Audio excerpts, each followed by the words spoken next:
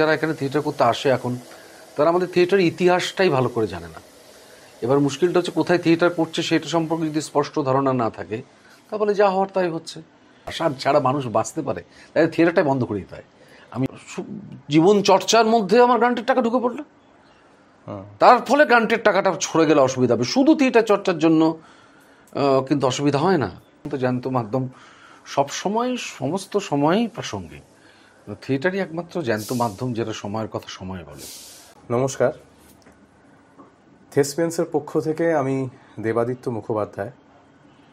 আজকে আমরা এসেছি বিশিষ্ট নাট্য ব্যক্তিত্ব এবং যার কাছে আমরা প্রত্যেক দিন প্রতিনিয়ত কিছু না কিছু শিখছি, সেরকম একজন মানুষের কাছে, দেবেশ চট্টোপাধ্যায়। আমরা প্রত্যেকেই তার কাছে বিভিন্ন সময় বিভিন্ন নাটক কেন্দ্রীয় বিভিন্ন জিনিস শিখেছি এবং আগামী দিনে ভবিষ্যতে আমরা শিখব। আজকে থেসপিয়ান্সের 30 বছর পূর্তি উপলক্ষে আমাদের কিছু কথা, তার সাথে কিছু জিনিস জানতে চাইব। নমস্কার স্যার, প্রথমেই বলুন কেমন আছেন? হ্যাঁ, ভালো। আমার প্রথমেই প্রশ্ন স্যার আপনাকে, যে এই যে আমাদের চারপাশে যা ঘটছে, যা দেখছেন এবং তার প্রভাব থিয়েটারে, সেটা নিয়ে আপনার কি বক্তব্য? থিয়েটার তো একটা শতাব্দী প্রাচীন মাধ্যম এবং হাজার হাজার বছর ধরে থিয়েটার সময়ের সঙ্গে ধাক্কা খেতে খেতে এসেছে এবং থিয়েটারের মতো জ্যান্ত মাধ্যম সবসময় সমস্ত সময়ই প্রাসঙ্গিক। থিয়েটারই একমাত্র জ্যান্ত মাধ্যম যেটা সময়ের কথা সময় বলে বা সময়ের থেকে এগিয়ে বলে। তো তার ফলে সময় যাই হোক না কেন, থিয়েটার সবসময় প্রাসঙ্গিক থাকবে। আচ্ছা স্যার, আমাদের এই যে এখন আমরা অনেক সময় শুনে থাকি, অনেকেই বলেন যে দলে লোক আসছে না এবং তারা যদি কোনো প্রযোজনা করেন সেখানে মানুষ আসছেন না, তাহলে কি কোথাও আপনার মনে হয় যে আমরা সেইভাবে আমাদের যথার্থ ভূমিকা পালন করতে পারছি না, নাকি অন্য কোনো ব্যাখ্যা আছে? এর দীর্ঘ ব্যাখ্যা আছে একটা, তো সেটা হয়তো এত কম সময়ের মধ্যে বলা যাবে না বা বোঝানো যাবে না। আসলে যেটা হয় সেটা হচ্ছে অনেকগুলো বিষয় আমাদের থিয়েটার থেকে উধাও হয়ে গেছে। তার প্রথমটা হচ্ছে চর্চা। চর্চাটা এখন থিয়েটারে হয় না। সবাই এখন প্রোডাকশন করে। এখন এই যে প্রোডাক্ট বা প্রোডাকশন, এটার সঙ্গে যে নিবিড়ভাবে চর্চা জড়িয়ে থাকে এবং চর্চার থেকেই যে আমাদের এক একটা প্রয়োজনীয়তা তৈরি হতে পারে, একটা মানুষ শিক্ষিত হতে পারে, তার ফলে যেটা হচ্ছে যে একটা প্রায় অর্ধশিক্ষিত বা অশিক্ষিত একটা স্পেস তৈরি হচ্ছে আমাদের থিয়েটারের মধ্যে। আমাদের বলছে আমি ব্যতিক্রম নই। কিন্তু মুশকিলটা যেটা হচ্ছে যে এই চর্চার সঙ্গে আরও একটা জিনিস জড়িয়ে থাকে, সেটা হচ্ছে আদর্শ, সেটাও নেই। তার ফলে আমি কি কাজ করব, আমি কি কথা বলতে চাই, কেন বলতে চাই এবং কিভাবে বলবো, এটা সম্পর্কে যদি আমাদের নিজস্ব যদি একটা প্রত্যয় না থাকে, তার ফলে যা হওয়ার তাই হচ্ছে আর কি। সেক্ষেত্রে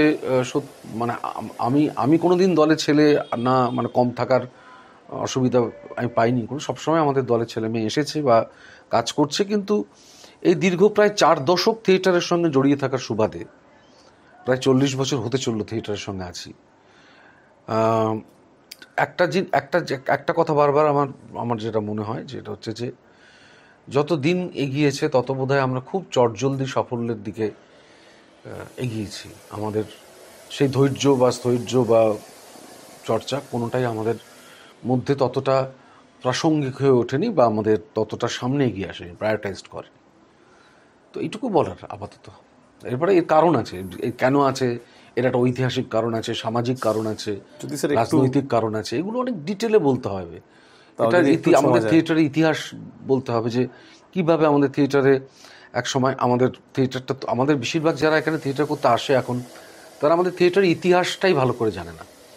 এবার মুশকিলটা হচ্ছে কোথায় থিয়েটার করছে সেটা সম্পর্কে যদি স্পষ্ট ধারণা না থাকে, তাহলে যা হওয়ার তাই হচ্ছে। তো সেইটা হয়তো বিস্তারিতভাবে বলা যাবে। এটা বললাম যে এই ঐতিহাসিক, সামাজিক, রাজনৈতিক, এই সমস্ত কিছুই এর মধ্যে জড়িয়ে আছে। এটা সবটা মিলেমিশে একটা জায়গা তৈরি হয় এবং আমরা কেউই এর ব্যতিক্রম নই। আপনি তো স্যার যেটা বললেন এখন যে 4 দশক ধরে আপনি এই চর্চার সাথে জড়িয়ে আছেন, আপনি তো তার মানে বেশ কয়েকটা প্রজন্ম দেখলেন। এখন যারা থিয়েটারে আসছে, আপনি কি আশাবাদী? এটা খুব কমন একটা কোশ্চেন আর কি, আপনি কি আশাবাদী? প্রতিটা প্রজন্মতেই এই মানে প্রতিটা দশকেই এই কোশ্চেনটা প্রজন্মদের সম্পর্কে সেই প্রজন্মের আপনি কি আশাবাদী? আশা তো সব সময় করে, আশা ছাড়া মানুষ বাঁচতে পারে? তাই থিয়েটারটাই বন্ধ করে দিতে হয় আমি যদি আশা না করি। তাহলে আশা তো অবশ্যই করি।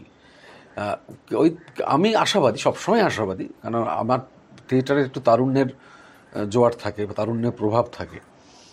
হ্যাঁ, আমি আশাবাদী। কিন্তু আপনি যেই এতগুলো দশক দেখেছেন, তফাৎটা কি এই কয়েক সেটাই বছরে? বললাম তো, যে এই যে তফাৎটা কি? এই চর্চার তফাৎ মানে যেটা হচ্ছে যে আমাদের বিষয়টা কি দাঁড়িয়েছে, বিষয়টা দাঁড়িয়েছে যে এত দল কেন? আমি কোশ্চেনটা উল্টো করছি। তোমার কি মনে হয় যে এত দল যা আছে সারা পশ্চিমবঙ্গে বা কলকাতায়, তারা সত্যি সত্যি থিয়েটার করার জন্য থিয়েটার করছে, না তাদের পেছনে আমাদের এই যে একটা গ্রান্ট নামক একটা বস্তু চলে এসেছে, ভারত সরকারের গ্রান্ট, এই অর্থটা সেখানে মূল কারণ হয়ে যাচ্ছে, যে খুব দ্রুত একটা দল তৈরি হচ্ছে 3 বছরের মধ্যে। ইনফ্যাক্ট তারা হয়তো কোনো কাজ করছে না বা অনেক দল কাজ করছে না। তারা এই যে আমি বললাম আদর্শের কথা, আদর্শটা বাংলা নাট্য থেকে প্রায় নিশ্চিহ্ন হয়ে গেল। তুমি সেই আমি দেশের কথা বলবো বলে কি হবে বলে, সেটা হচ্ছে এবছরে আমি একটা উদাহরণ দিই তাহলে বোঝা যাবে আর কি। এবছরে ভারত সরকারের সংস্কৃতি মন্ত্রক থেকে ন্যাশনাল স্কুল অফ ড্রামার থেকে একটা নাটক করতে বলা হলো, এবং সেটি একটি কেন্দ্রের ক্ষমতাসীন দলের প্রচারমূলক নাটক। কিন্তু দেখা গেল দুর্ভাগ্যবশত আমাদের এই বাংলার যারা বিখ্যাত, যারা দীর্ঘ কয়েক দশক ধরে যারা সমাজ সচেতনতা, সমাজ বদলানোর ডাক দিয়েছিলেন এবং যে আদর্শের কথা বলেছিলেন, যে বাম মনস্কতা দেখিয়েছিলেন, তারা প্রত্যেকে সেই নাটকটা করেছেন, গুটি কয়েক 3-4টে দল ছাড়া। 1992 সালে 23শে জানুয়ারি একটা বিতর্ক সভা হয়েছিল রবীন্দ্র সদনে। সেটা হচ্ছে যে গ্রুপ থিয়েটার ও বাণিজ্যিক থিয়েটারের মধ্যে আজ কোনো প্রভেদ নেই, বিতর্ক হয়েছিল। তাতে জিতেছিল গ্রুপ থিয়েটার, তাতে জিতেছিল গ্রুপ থিয়েটার তার আদর্শের জায়গা থেকে। গ্রুপ থিয়েটারে আদর্শ আছে, আদর্শ থাকবে, ছিল, থাকবে। কিন্তু এই 92 থেকে এই কয়েক 1-2 দশক পেরিয়েই দেখা গেল সেই সমস্ত আদর্শ আর নেই। এই যে কমার্শিয়াল থিয়েটারটা উঠে গেল, তাহলে কি আমাদের থিয়েটারের মধ্যেই কোথাও একটা কমার্শিয়াল থিয়েটারের স্পেস ঢুকে পড়লো? এগুলি গবেষণার বিষয়, যারা করবে তারা ভাববে এবার যে কিভাবে করবে, আদর্শটা কেন চলে গেল। তাহলে কি বামপন্থীরা যতদিন ক্ষমতায় ছিল ততদিনই আদর্শ, তারপরে আর আদর্শ থাকে না? সেই জন্যই কি ঘুর পথে বিজেপির প্রতিবাদ করা যায় না? কারণ তখন গ্রান্টের টাকাটা অনেক বড় হয়ে উঠছে আদর্শের চাইতে। তাহলে যেখানে অর্থ প্রাধান্য পায়, যেখানে আদর্শ প্রাধান্য পায় না, সেখানে মানুষ যখন তারপরে মঞ্চে দাঁড়িয়ে আদর্শের কথা বলে, মানুষ বিশ্বাস করবে আমাদের? করবে আমাকে? আমি একদিকে আমি বিজেপির প্রচারমূলক নাটকটা করছি অর্থের জন্য, আবার উল্টো দিকে আমি একটা অ্যান্টি ফ্যাসিস্ট নাটক করছি বিজেপির বিরোধিতা করে। আমাকে বিশ্বাস করবে সাধারণ মানুষ? করবে না বোধহয়। তো এইরকম জায়গা থেকে আমাদের যে পাল্টে যাওয়া, আর এই মুহূর্তে যারা থিয়েটার করতে আসছে তাদের রাজনৈতিক সচেতনতা, যেটাকে আমরা বলি যে অ্যাওয়ারনেস, সেই সচেতনতাও ক্রমশ নিম্নগামী। থিয়েটারের ছেলেরা থিয়েটারের ইতিহাস ছেড়ে দিলাম, তার খবরে কাগজই পড়ে না ভালো করে।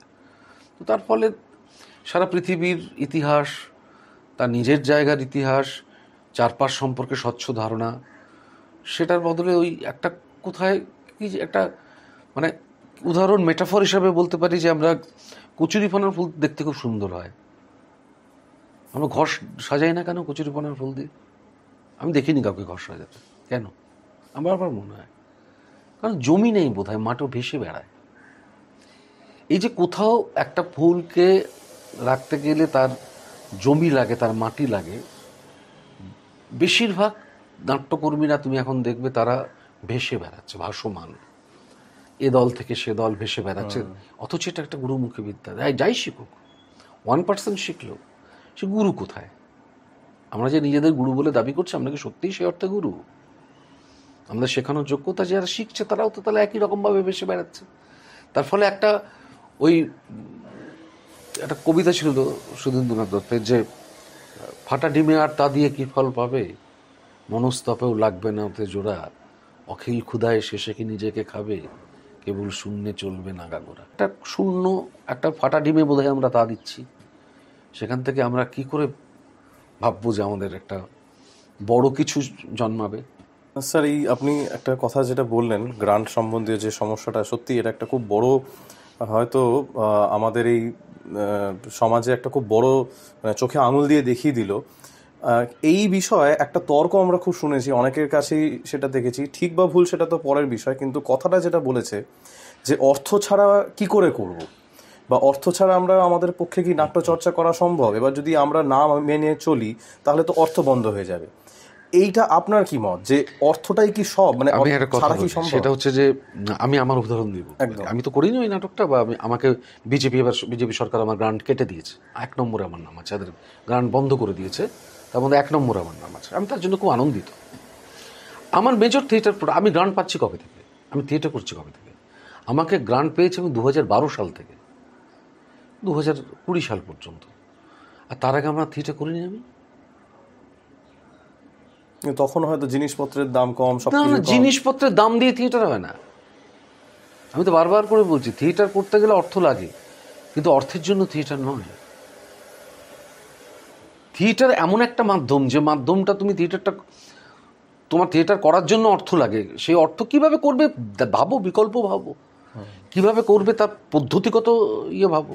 একটা সময় তো এত লোক থিয়েটার করেছেন, তারা কি অর্থের জন্য থিয়েটার করেছেন? হ্যাঁ, অর্থ প্রয়োজন ছিল, তারা সেরকম ভেবেছেন কিভাবে সেখান থেকে অর্থ তৈরি করা যায়, কিভাবে আমরা এটাকে চালিয়ে যেতে পারি। কিন্তু শুধুমাত্র অর্থের জন্যই যখন একটা থিয়েটার তৈরি হয়, তখন ওটা আমাদের ব্যক্তিগত জীবনে ঢুকে পড়ে। মানে তখন আমি আগে বাস ট্রামে করে যাতায়াত করতাম, এখন গ্রান্টের ফলে আমার দলে একটা গাড়ি এসেছে, তার ফলে আমি এখন আর গাড়ি ছাড়া যাতায়াত করতে পারি না। তাহলে কি হলো? আমার ব্যক্তিগত জীবন চর্চার মধ্যে আমার গ্রান্টের টাকা ঢুকে পড়লো, তার ফলে গ্রান্টের টাকাটা ছড়ে গেলে অসুবিধা হবে। শুধু থিয়েটার চর্চার জন্য কিন্তু অসুবিধা হয় না। অসুবিধা হচ্ছে এই কারণের জন্য, যেই অর্থ আমাদের সমস্ত ব্যক্তিগত জীবনের মধ্যে ঢুকে পড়েছে, আমাদের প্রতিদিনের মধ্যে। অনেকে হয়তো খাওয়া দাওয়া, তাদের জীবন ধারণের গ্রান্টের পয়সাতে হয়। যদি সেটা শুধুমাত্র থিয়েটার চর্চার জন্য লাগতো কাজে, তাহলে থিয়েটার সার্ভাইভ করার জন্য গ্রান্টের টাকা আমরা ব্যক্তিগতভাবে করে ফেলেছি, ওটাকে আমাদের অভ্যেসে পরিণত করেছি। একটা জিনিস যখন কখনো অভ্যেস হয়ে যায় আমাদের, তখন তো আমি আপোষ করবই, কারণ ওটা আমার অভ্যেস। আমি নেমে একটা এসি গাড়িতে চড়বো, তখন ওটা অভ্যেস হয়ে গেছে। তাহলে আমি গ্রান্টের সঙ্গে আমি অন্য কার কথা ভাববই না, ওর সঙ্গে আমি এটাই। আপনি একটা কথা বললেন, সেটা আমার মনে হয় খুব গুরুত্বপূর্ণ, যে আপনি এক্ষুনি বললেন একটা কথা, যে যারা এই গ্রান্ট নিয়ে অভিনয় করছে বা তাদের একটা কোনো প্রোডাকশন করছে, আবার সেই দলই আবার একটা এমন নাটক করছে যেটা ফ্যাসিস্ট বিরোধী, তো সেখানে একটা তাদেরই নিজেদের যে ভাবনা, সেই চিন্তা, সেটারই একটা কন্ট্রাডিকশন। এই ডাইকটমি তো থাকবেই। সেটা আমি গ্রান্ট নিয়েছি, আমি মনে করেছি আমি এটা বলবই, কিন্তু বলতে পারে না তারা, বেশিরভাগ ক্ষেত্রেই বলতে পারে না। তাহলে তো বিজেপির নাটকটা করতো না। এই ডায়াকটমি থাকবেই, যে আমাকে গ্রান্টের টাকা নিয়ে আমি করবো, আমি গ্রান্টের টাকাটা কারোর কোনো দলের নির্দিষ্ট টাকা না, ওটা আমাদেরই করের টাকা, তারপরে আমি টাকাটা নেবো এবং আমি থিয়েটার করবো, আমার মধ্যে তো কোনো অসুবিধা নেই। কিন্তু আমি করতে ভয় পাবো যদি আমার গ্রান্টটা বন্ধ করে দেয়, তাহলে যে প্রতিদিনের যে যে স্বাচ্ছন্দ্যের আমার গ্রান্টের টাকাটা আমাকে তৈরি করে দিয়েছে, সেই স্বাচ্ছন্দ্য থেকে আমাকে দূরে সরে যেতে হবে, তাই না? তখন আমি ভয় পাবো, তখন আমি ভয় পেতে শুরু করবো। আর এই রাষ্ট্র এই আনকনসিয়াসলি ভয় দেখায়। একটা সময় তারা সামনে অস্ত্র বার করতো, এখন তারা অস্ত্র বার করে না। তারা এই ধরনের, আমরা সব জায়গায় এখন তো থ্রেট কালচার দেখতে পাচ্ছি। আমার একটা অলিখিত থ্রেট সমস্ত জায়গাতে থাকে, যে তুমি এটা করলে দেখো কি হয় তোমার। তারপরে সবাই ভয় পাবে, ভয় পেলে তো যা হবে তাই হবে, তখন আর আদর্শ বলে কোনো বস্তু থাকবে না। আমার একটা শেষ প্রশ্ন, একদম শেষের দিকে, আমাদের সময় খুব সীমিত। অনেকেই তো এখন থিয়েটারে আসছেন, অনেকেই থিয়েটার করতে চাইছেন, এরকমও আছে। আবার অনেকে থিয়েটারকে একটা বিকল্প হিসেবে বেছে নিচ্ছেন, যে এই পথে আমি আসব, এখান থেকে আমি অন্য কোনো মিডিয়াতে যাব। এই ব্যাপারটা নিয়ে আপনার কি মত? মানে থিয়েটার করে কি সার্ভাইভ করা সম্ভব, নাকি যারা থিয়েটারের পাশাপাশি করছেন তাতে কোনো অসুবিধা নেই, করতেই পারেন? কোনো অসুবিধা নেই, করতেই পারেন। আমার ধরো বহু ছেলে মেয়ে আছে আর অন্য মাধ্যমে কাজ করে, কিন্তু অন্য মাধ্যমে কাজ করতে গেলে তোমাকে তো শিক্ষিত হতে হবে। তুমি যদি ওটাকে একটা স্ট্যাম্প হিসাবে দেখো, মানে আমার ছবি, আমি গিয়ে ছবিটা জমা দিলাম টালিগঞ্জ পাড়ায়, পেছনে লেখা যে আমি সংস্কৃতিতে কাজ করেছি, আর কতদিন কাজ করেছি লেখা নেই, বা আমি দেবেশ চট্টোপাধ্যায়ের সঙ্গে কাজ করেছি, ওইটা তখন একটা কোথাও বোধ হয় ও আচ্ছা আচ্ছা তুমি থিয়েটারের ছেলে। আর আমাদের মিডিয়ার লোকরাও থিয়েটারের ছেলে মেয়েতে ভাবে তারা কিছু শিখেছে, কিন্তু বেশিরভাগ ক্ষেত্রে দেখা যায় যে তাদের স্থায়িত্বকাল হচ্ছে 6 মাস থেকে 1 বছর। 6 মাস থেকে 1 বছর তারা কিছু শেখে না। এবার তুমি যুদ্ধ করতে যাচ্ছ রণাঙ্গনে, তোমার কাছে একটা অস্ত্র হিসাবে তুমি একটা পেয়েছো, একটা শুধু তরবারি, কিন্তু যুদ্ধের ধরনটা তো প্রতিদিন বদলায়। তাহলে ওই একটা তরবারি দিয়ে হবে না, কোথাও তোমাকে AK-47ও লাগতে পারে, রিভলভারও লাগতে পারে, আবার কামান টামানও লাগতে পারে। তো তার ফলে তোমাকে সমস্ত অস্ত্রে সজ্জিত হয়ে তোমাকে মাঠে খেলতে নামতে হবে, কারণ ওটা একটা প্রফেশনাল ফিল্ড, যেখান থেকে তুমি অর্থ পাবে। তোমার বেশিরভাগ ক্ষেত্রে মুখ থুবড়ে পড়ে, বেশি দিন যুদ্ধ চালাতে পারে না, তার কারণ তার কাছে কোনো অস্ত্র নেই, তার কাছে কোনো শিক্ষা নেই। সেই জন্য বারবার বলছি যে চর্চার কোনো বিকল্প নেই, এবং মানে ঠিকভাবে শিক্ষা নিয়ে শিক্ষিত হয়ে যদি একজন অভিনেতা 5টা মাধ্যমে কাজ করেন তাতে কোনো অসুবিধা নেই, কিন্তু তার মধ্যে সবসময় ওই শিশুক্ষু মনটা থাকতে হবে, সবসময় শিক্ষার্থী মনটা থাকতে হবে, এবং চর্চাটা নিয়মিত থাকতে হবে। চর্চা নিয়মিত থাকে বলে এখনও তো রজতব দত্ত আমার সঙ্গে থিয়েটার করে, নাহলে তো থিয়েটার করতো না। ওকে অর্থের জন্য করে, আমি 1% টাকা দিই, যে টাকাটা ও মিডিয়াতে পায়, কেন ও আমার সঙ্গে দীর্ঘদিন থিয়েটার করে, এবং ও থিয়েটার করলে আমার সঙ্গে থিয়েটার করবেই। তাহলে যারা অন্য মাধ্যমে কাজ করেও থিয়েটারটা এখনো পর্যন্ত জ্যান্ত করে, তাহলে নিজেদেরকে তো জ্যান্ত করে রাখতে হয় একটা এভাবে। অভিনেতাদের যাদের কাছে অস্ত্র আছে তারাও তাহলে ওই অস্ত্রে শান দেন, তার জন্য থিয়েটারে ফিরে ফিরে আসতে হয় তাকে, তাই না? আর যাদের অস্ত্র নেই তারা একটা অস্ত্র নিয়ে কী লড়বে বলো? তাহলে বেশিরভাগ ক্ষেত্রে দেখা যায় তারা বেশি দূর এগোতে পারে না। অনেক ধন্যবাদ স্যার। Thank you. থেসপিয়ানে 30 বছর পূর্ণ হলো। আমরা সকলেই জানি যে 30 বছর একটা নাটকের দলের পক্ষে অনেকটা বড় ব্যাপার। আমার নিজের একটা নাটকের দল আছে, সেখানে আমি জানি যে 30 বছর ধরে নিয়মিত নাট্যচর্চা করা কতটা কঠিন, কিন্তু তারা করছেন। এবং এই যে নিয়মিত নাট্যচর্চা, সেটা আমাদের কোথাও না কোথাও সামগ্রিকভাবে বাংলার নাট্যজগৎকে একরকমভাবে তারা কিছু দিয়েছেন বলেই আমি বিশ্বাস করি, এবং ভবিষ্যতেও তারা নাটকের মধ্যে দিয়ে সমাজের সঙ্গে তাদের সংযুক্তি তৈরি করবেন, যোগাযোগ স্থাপন করবেন এবং কমিউনিকেট করবেন বলে আমি বিশ্বাস করি। থেসপিয়ানের আরও দীর্ঘদিন তারা থিয়েটার করুন, থিয়েটারে জয় হোক, থেসপিয়ানের জয় হোক।